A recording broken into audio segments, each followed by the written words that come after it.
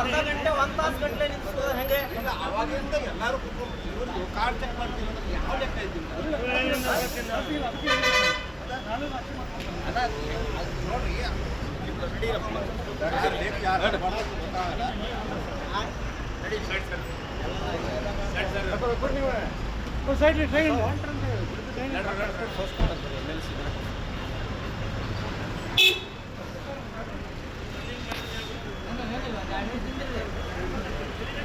ಅದೇ ಇವತ್ತು ನಾನು ಬಿಜಾಪುರದ KDP ಸಭೆ ನಾಳೆ ಇರೋವಂಥದ್ದು ಏನಿದೆ ಅದಕ್ಕೆ ಹೊರಟಿದ್ದೆ. ಟೋಲ್ನಲ್ಲಿ ನನ್ನನ್ನು ನಿಲ್ಲಿಸಿ ಆ ಪಾಸನ್ನು ಕೊಡಿ ಅಂತ ಕೇಳಿದ್ರು. ನಮ್ಮ ಸಂಬಂಧಪಟ್ಟಂಥ ಡ್ರೈವರು ಅದನ್ನು ಪಾಸ್ ಕೊಟ್ಟು ಸಾಹೇಬ್ರಿದ್ದಾರೆ ಅಂತ ಹೇಳಿದ್ರು. ಸಾಹೇಬ್ರಿದ್ದಾರೆ ಅನ್ನೋವಂಥದ್ದಕ್ಕೆ ಅವರ ಐಡೆಂಟಿಟಿ ಪಾಸ್ ಕೊಡಿ ಮತ್ತು ಅವರೇನೇ MLC ಅನ್ನೋ ರೀತಿಯಲ್ಲಿ ಕೇಳಿದ್ರು.